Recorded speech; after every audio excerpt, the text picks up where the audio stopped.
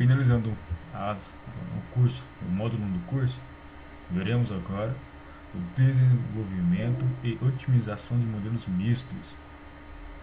Falando a respeito sobre esses modelos mistos, é muito comum na aplicação real muitos problemas onde algumas variáveis devem ser inteiras ou binárias, ou misto, tanto inteira quanto binárias ou contínuas. Nesse caso, os algoritmos tradicionais para a resolução conforme o simplex não são eficientes. E, portanto, durante a década de 80, surgiram novos algoritmos, sobretudo o algoritmo Brecht and Bound, que é um dos algoritmos mais eficientes. Também tem um Brecht and Cut, que também é um excelente algoritmo para resolver problemas dessa origem. Bom, sobretudo, dentro da pesquisa operacional, quando você trabalha com variáveis binárias ou inteiras, nós chamamos esses problemas de problemas de otimização combinatória. E nesse caso, os problemas são denominados NP-hard, ou seja, são problemas de crescimento não polinomial, o que dificulta e cresce de forma bem significativa o custo computacional da solução desse problema. Nesse caso, quando se tem um grande número de variáveis binárias ou inteiras, o ideal é que se trabalhe com meta-heurística. Sobretudo, nós temos hoje algoritmos genéticos, busca tabu, nuvens de partículas, colônias de formiga, resfriamento simulado, entre outros. Então, avançando na aula, veremos agora um modelo bem simples de investimento.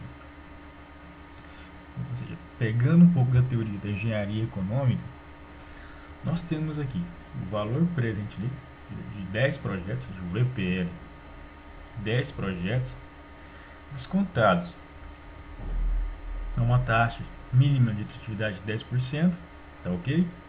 E aqui nós temos o custo inicial de cada um desses projetos. Então o exercício fala o seguinte, que a empresa ela dispõe de no máximo R$ 650 para aplicar em alguns investimentos, tá certo? E também fala que os projetos de 1 a 6 são mutuamente excludentes, ou seja, apenas um deve ser escolhido, tá certo? Então vamos aqui mostrar a formulação feita em Gantt. Então aqui nós temos o projeto. Então o primeiro passo, conforme discutimos anteriormente, é definir os conjuntos, os sets. Nesse caso vamos chamar de P, escrever aqui que são projetos, vamos chamar de P1 a P11, ok? Lembrando que o asterístico aqui mostra que há uma sequência, nós temos de P1 até P11, nisso nós temos P1, P2, P3, até P11, conforme comentado nas aulas anteriores. Agora vamos escrever alguns parâmetros, no caso nós temos investimento, ou seja, qual que é o investimento inicial para o projeto I, são os custos iniciais de cada projeto, e aqui nós temos o VPL de cada um dos projetos, certo? Então vamos aqui agora para as variáveis de decisão, são variáveis na linguagem Gantt. Z será o cálculo da função objetivo, conforme eu disse anteriormente, sempre vamos usar o Z para a função objetivo, para apenas padronizar. E aqui nós vamos saber também o máximo VPL. Essa variável de decisão corresponde a qual será o máximo VPL possível, tá certo? E nesse caso aqui, nós vamos, ao invés de colocar que a variável deve ser positiva, vamos transformar que a variável deve ser binária, ou seja, 0 ou 1. Ou investe em tal projeto ou não investe, certo? 1 investe e 0 não está investindo naquele projeto. Seguido aqui por 3 equações, 3 equations.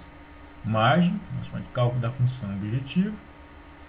Essa equação vai nos mostrar quais projetos foram selecionados, e aqui vamos saber se haverá ou não folga de capital, tá certo?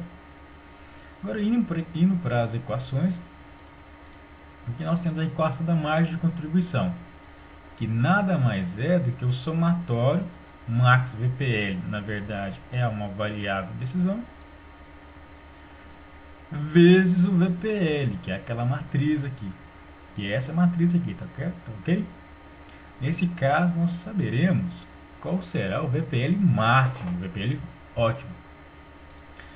E, no caso aqui, vamos trabalhar com alguns indexadores de índices, que é para modelar aquela restrição onde o projeto 1 ao 6, apenas um deles deve ser selecionado. Nós chamamos de projetos mutualmente excludentes. Isso é muito comum ocorrer tanto na seleção de projetos de investimento ou qualquer outro tipo de projetos, tá certo? Então nós vamos falar que o VPL1 mais VPL2 até o VPL6 deve ser igual a 1. Essa restrição, lembrando que o E mostra que é uma restrição de igualdade, então essa restrição de igualdade vai nos mostrar qual VPL aqui, desculpa, qual projeto será selecionado dentre esses 6, tá ok? E a última restrição é com relação ao orçamento. Então, como que é feito?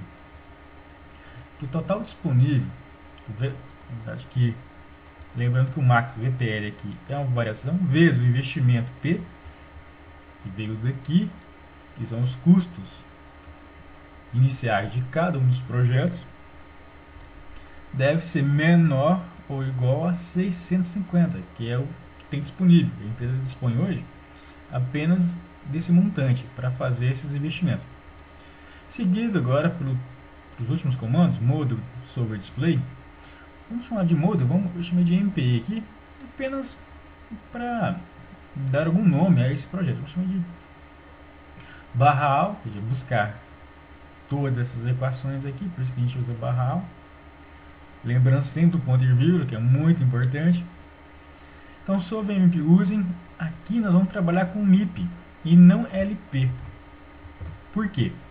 Porque é um problema de programação inteira mista.